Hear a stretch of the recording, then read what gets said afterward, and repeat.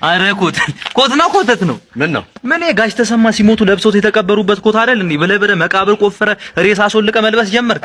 ጆኒን ብዬ እስከ 2 ሚሊዮን ብር የሚያስዝ የሚመድብ ካለ አይጋችሁ እያልኩ ነው። ማን የሴዱ ድርጊት እስከ 1 ዓመት ድረስ ሊያስቀጣ እንደሚችል ተነገረም። ለጀራ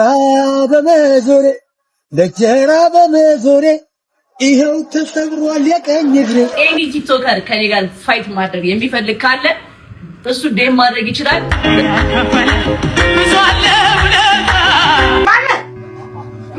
ይሄ ቪዲዮ ለኢትዮጵያ ሕዝብ አድርሱልኝ ማለት ነው። ውድድሩን ያልጮት ለምንድን ነው የማትጮቱ? አልጮትም። አሁን ቀኑ ምን ሐሙስ ቀን አይደል?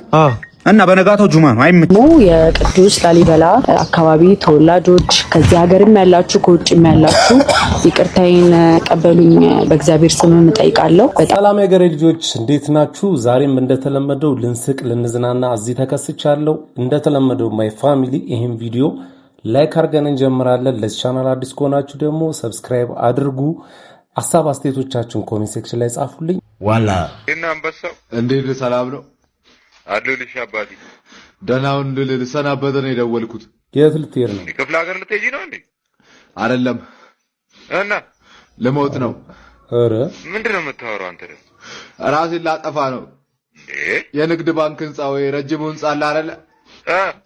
እዛ ላይ ያለው ማርከስ አዲስ ሬስቶራንት በላክ ሽንት ቤቱ በመስኮት በኩል ወጥቼ ነው ያለሁት። በቃ ጫፍ ላይ ነኝ። እንዴት አስገቡ? አዳምጠኝ። ነገሮች እንዳሰብካቸው እየሄዱልህ አይደለም። ደሞዝን የሚጨርሰው የታክሲና የላዳ ብር ነው አውቃለሁ። ተወኝ። በቀን አንዴ እንደምትበላም አውቃለሁ።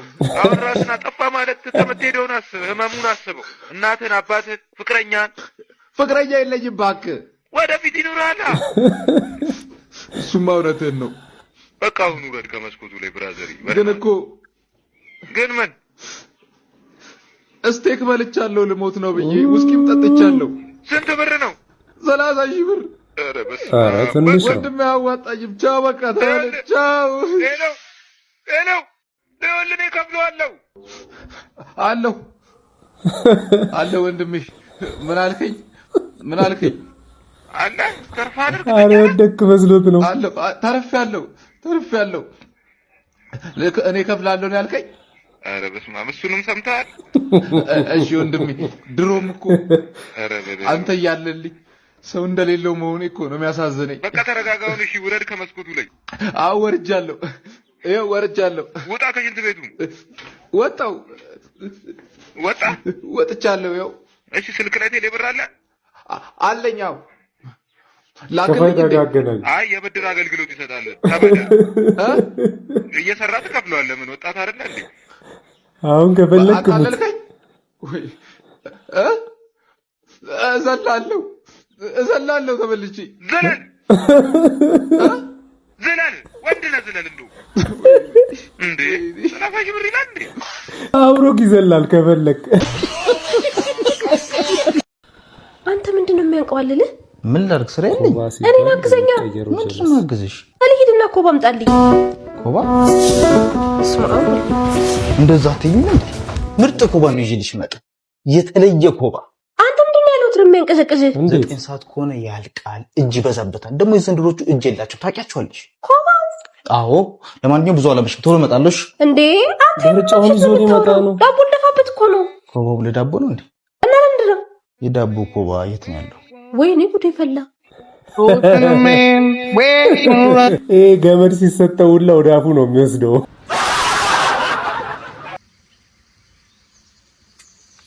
ምንድን ነው አባ?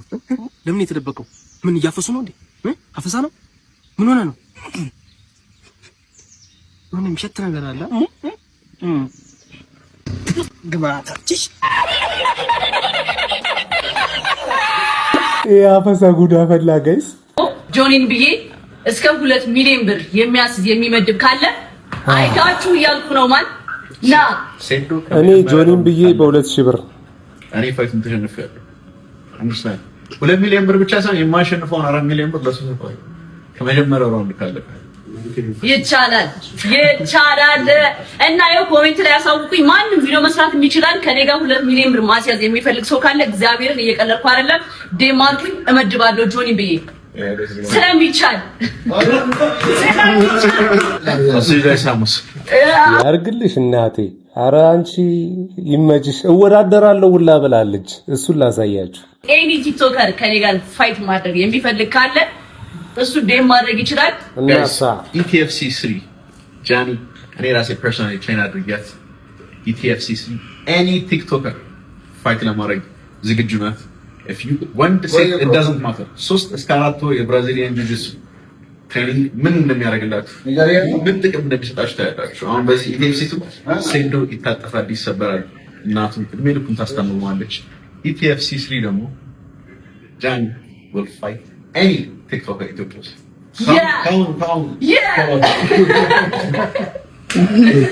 ዛሬ እንደሰማችሁት ነው ጋይስ። ኤኒ ቲክቶከር ከኔ ጋር ፋይት ማድረግ የሚፈልግ ካለ እሱ ዴም ማድረግ ይችላል። ታገኙኛላችሁ ጋይስ። ከማጋ ተወዳደረ እኔ የሆነ ሰው ጭንቅላቴ ውስጥ እየመጣ ነውና ላወቀ ሰው የ500 ብር ካርድ ሸልማል። ኤኒ ቲክቶከር ከኔ ጋር ፋይት ማድረግ የሚፈልግ ካለ እሱ ዴም ማድረግ ይችላል ጋይስ። ኢቲኤፍሲ 3 ጃኒ እኔ ራሴ ፐርሰናሊ ትሬን አድርጊያት። ኢቲኤፍሲ 3 ኤኒ ቲክቶከር ፋይት ለማድረግ ዝግጁ ናት። if you ጃኒ እና ጆኒ ምን እያሉ ነው? ምን ሰማው? ምንድነው? ኢቲኤፍሲ ግን ሌላ ነገር ውስጥ ሊገባ ነው። እንደባደብ እያሉ ነው። እኔ ደግሞ ፋሲካን እንዴ ትሬን አረጋታለሁ። ጆኒ ጃኒን ትሬን ያረጋል። ኢቲኤፍሲ 03 ላይ ቢጫወቱስ ምን ትላላችሁ እናንተ? ፋሲካና ጃኒ ምን ትላላችሁ? ማን ይላከ ጌች የሆነ ሰው ልኳል። ጃኒን ለማስገደል ብር ተቀበላል መሰለኝ። ጃኒ የምትለውን እስቲ ሰምተን እንመለስ። ኤኒ ቲክቶከር ከኔ ጋር ፋይት ማድረግ የሚፈልግ ካለ እሱ ዴም ማድረግ ይችላል። ጆኒን ቴክስት አድርጌለታለሁ እና ጃኒን ማለት ነው ከኔ ውጪ ማንም ሊጋጠማት አይችልም። ምክንያቱም ማለት ነው ሐዋሳ ልጅ ነኝ፣ መቆለፍ ላይ በጣም አንደኛ ነኝ ማለት ነው። ማንንም አልሰማም። ጃኒ ከኔ ጋር እንድትወዳደር ጥሪ ያቀርብላታለሁ ማለት ነው። እጠኛ ነኝ እነ ጆኒም እነ ጃኒም ይሄን ነገር እንደ ቀልድ የወሰዱት ይመስለኛልና እኔ የምሬን ነው። መጨረሻው አያምርም። እንደ ትልቅ እድል ነው ይሄን እየወሰድኩት ያለው። ቀልዴን ብቻ ሳይሆን ምን ያህል ቁም ነገረኛ እንደሆንኩኝ እንዴት መጣል እንደምችል አሳያችኋለሁ ማለት ነው። ጆኒ እግር ሰብሬ ጥላለሁ ነው እያለ ያለው። እኔ ደግሞ የጃኒን እግሯንም ቅስሟንም ሰብሬ ነው የምለቃት። አቤት መችሽ አሁን ጃኒ ላይ ማለት ነው። እንኳን እነዚህ አይደሉም እማማ ዝናሽ ሁላ ገጥማለሁ ይላሉ። የሴዶ ድርጊት እስከ 1 ዓመት ድረስ ሊያስቀጣ እንደሚችል ተነገረም። የኤምኤምኤ ውድድር ሊያደርግ ጥቂት ቀናት ብቻ የቀሩት ሴዶ ማርሻል ድግምት ሰርቶብኛል በሚል ምክንያት ከውድድሩ መውጣቱን ማስታወቁ በማህበራዊ ሚዲያ ላይ በከፍተኛ ሁኔታ መነጋገሪያ ሆኗል። ሴዶ ተፎካካሪው በእንቁላል ድግምት እንዳሰራበትና ከሌላ ተደባዳቢ ጋር ካልሆነ በስተቀር ከጆኒ ጋር ወደ ሪንግ ውስጥ እንደማይገባ አስታውቋል። ታዲያ ይህንን ጉዳይ አስመልክቶ አስተያየታቸውን የሰጡት የህግ ባለሙያዋ ጠበቃ ሰብለ አሰፋ ሴዶ ያቀረበው የድግምት ክስ በህግ ፊት የሚያስረዳ አደራጅ ማስረጃ ካላቀረበ በስተቀር በኢፌሪ የወንጀል ህግ መሰረት በሰው ስምና ክብር ላይ የሚፈጸም የሐሰት ሐሜትና ስም ማጥፋት ወንጀል ተደርጎ በመውሰድ እንግዲህ እስከ 1 ዓመት በሚደርስ ቀላል እስራት ሊያስቀጣ እንደሚችል ተነግሯል። ስለዚህ ጉዳይ ምን ሐሳብ አላችሁ? እና ጆኒ ክሰሰው እኔ ጥብቅና ቆማለሁ እያልሽ ነው ጠበቃ ሰብለ አሰፋ? አንዳንዴ ግን ማለት ነው እንዲህ ለቀልድ የሚነጋገሩትን ነገር በቁም ነገር እየያዛችሁ ለማቀሳሰር ወደ እስር ምናምን እንዲያመራ የምታረጉ ሰዎች ግን በጣም ነው የምታናዱት። እነሱ እስከዛሬ ድረስ ብዙ ቪዲዮ ሰርተዋሉ፣ ብዙ ነገር ተደራርገዋሉና ይሄ ምንም ኖርማል ነው ለነሱ። አታቀሳስሩ። ይሄ መልእክት ለኢትዮጵያ ህዝብ ነው። እኔ ውድድሩ የቀረው 4 ቀን ነው፣ ግን እኔ አልወዳደርም። በቃ መወዳደር አልችልም። እኔ ለምን እንቁላሉን እኔ አስጠይቄያለሁ፣ በሃይማኖቱ ማስጠይቄያለሁ። ሲህር አንድ ምክር ልምከር። አሁን ሁሉም በእጆች ናቸው። አልወዳደርም በል። 1 ዓመት ነው የምትታሰር። 1 ዓመት እዚህ ሩብ ኪሎ ስጋ እየበላ 5 ኪሎ ነው ከምትል 30 እንቁላል ደራደርኩ ብለ 5 እንቁላልኛን ለመሸወድ ከምትል 0 ሰው ነው ፎሎ የምታረገው አይደል? ይሄ ሁሉ ሰው ፎሎ የሚያረገው ማለት ነው። አታነቃቀው ምን አታረገው። ላንቃህን ከመንጋጭላክ ነው የሚያጣብቅልህ። እነሱ ነው አልወዳደርም ትል ንቃተሊና እንዲ ነቅቶ ነው እየጠበቀ ያለው ሙድ ሊዝብ የልጅ ዳውት ኮንቴንት 6 ሚሊዮን መግቢያ ከምትወል የበርጣሚውስ ማበጃ ከምትወል አልወዳደርም በል። ምን ያመጣ መብት ነው አልወዳደር። ኦርቶፔዲክ ያጥንት ህክምና ዶክተሮች እየጠበቁ ነው ያሉት። ግን ማለት በቀሉ ብለ በሽሽት መሃል ነው እንደዚህ አጥንት የሚያበቅልልህ። አይተውክም ከኋላ ጨምቆ ይደፋል፣ ከፊት ደፍጥጦ ያበቅላል። እስከዛችን ቅባት አልከሪም ነው የምትባለው። ለሳሳብክ ለጸጉር ለማሰቢያ በዚህ ጋር አናት ላይ ቅብት እያርልስልስ ነው የሚያደርገው። በጣም ቆንጆ ቅባት ነው፣ ተፈጥሯዊ ነው። ይሄንን እየተጠቀቀ አስብበት። ልላክል አቤት መችሽ ምርጥ ማስታወቂያ እግዚአብሔር ግን ማለት ነው። ሴዶ ይሄንን ውድድር ካልተወዳደርክ ጉድ ነው ከቤት አትወጣም። ይሄ ቪዲዮ ለኢትዮጵያ ሕዝብ አድርሱልኝ ማለት ነው። ውድድሩን ያልጮት ለምንድን ነው የማትጮቱ? አልጮትም። አሁን ቀኑ ምን ሐሙስ ቀን አይደል? እና በነጋታው ጁማ ነው። አይመችም። አልጮት። እሺ ቅዳሜ ነው ችግር። ሴራ ነው። ቅዳሜ ሴራ ነው። የባለፈው የንቃተ ህሊና መች ቀን ነው የተደረገው? እሑድ ቀን። እሑድ ሐሙስና ቅዳሜ ይሄ መተቱ የሚሰራበት ነው። በቃ የእንቁላሉ መተት አለው። ከሃይማኖት ጋርም ጠይቄ አይሆንም። እንቁላልና መተት ምን አገናኘው? አንተ ምን ይሄ እንቁላልና ሃይማኖት ይላል እንዴ? እንዴት አመጣጡ ታውቃለህ? እንቁላል መጠየቅ አለብህ። ዶሮዋ በዝሙት ነው የወለደችው ወይስ ኒካ አርጋ ነው የሚለው ነገር መጠየቅ አለበት። ዝም ብሎ መተት አለው። እኔ አልጮትም። የፈለገ ነገር ቢመጣ አልጮትም። ኧረ እሺ ምንድነው ሐሳብህ? አልጮትም። ወይ ቀኑ አራዝሙትና የተወሰነ ማስታወቂያ ልስራ። ይመች እግዚአብሔር። አሁን ማለት ነው ሴዶ ህዝቡን በቃ እንትን አውቆታል፣ ትርተውን አውቆታል።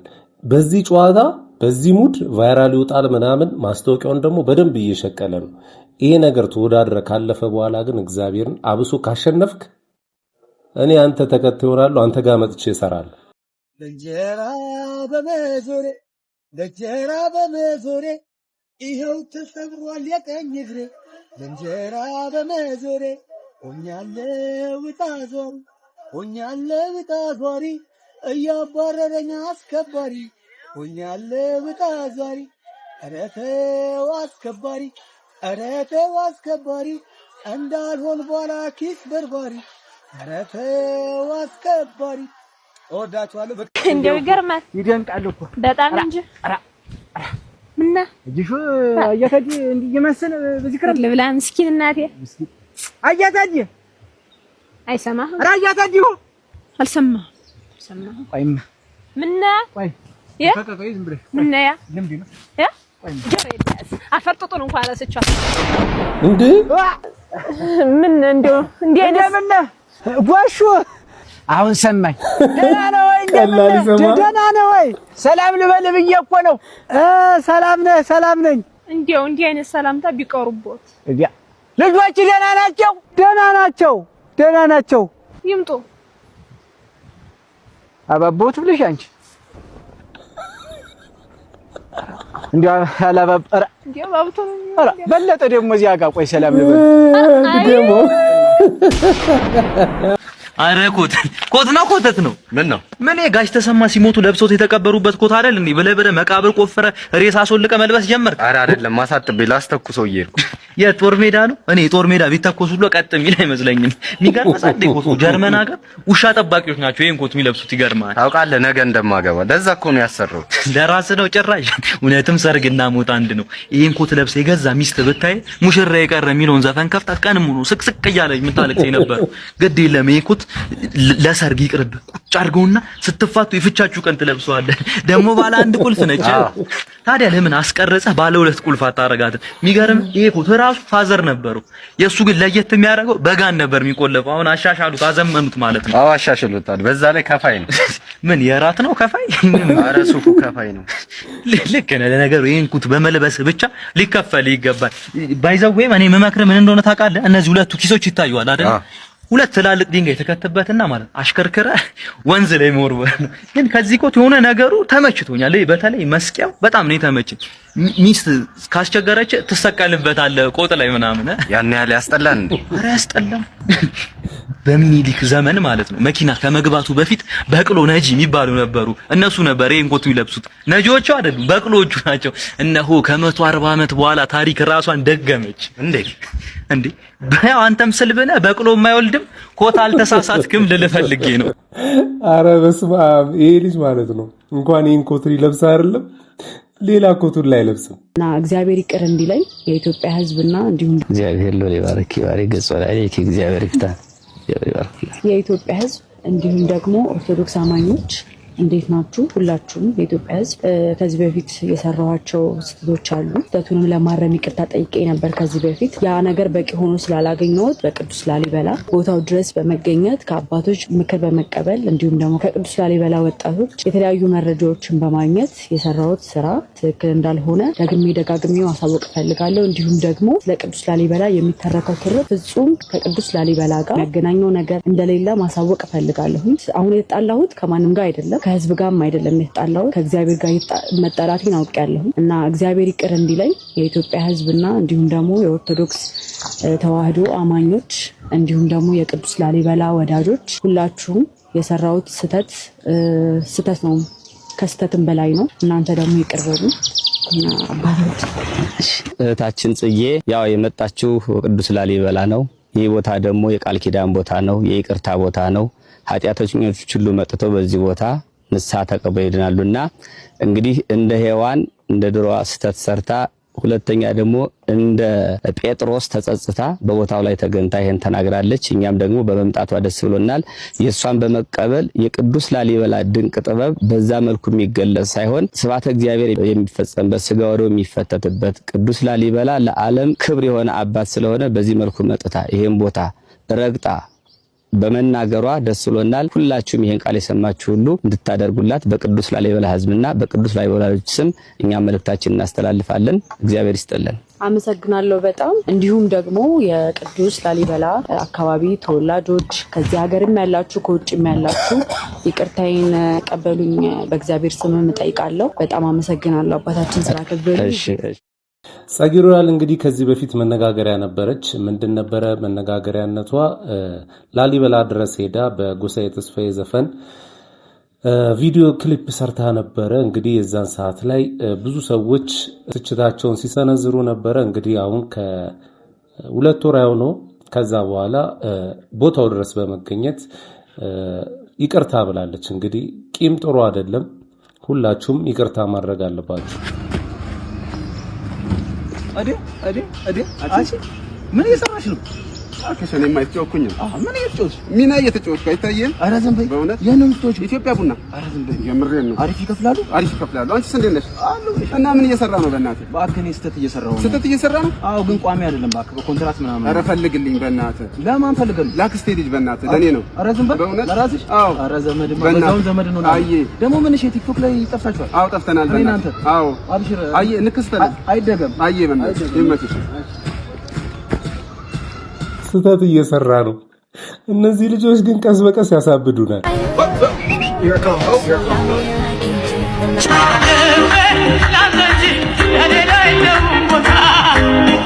ምንድን ነው? ምንድን ነው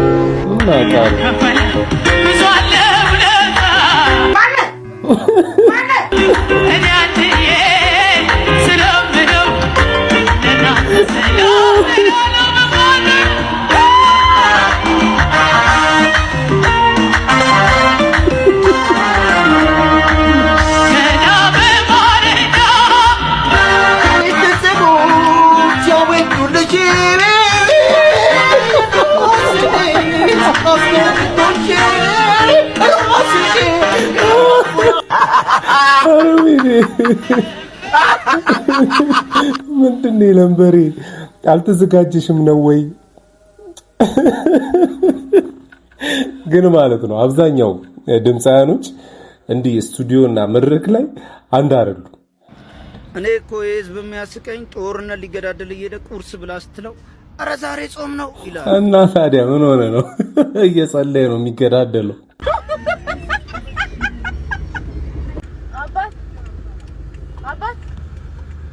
እናት ምን ሆነ?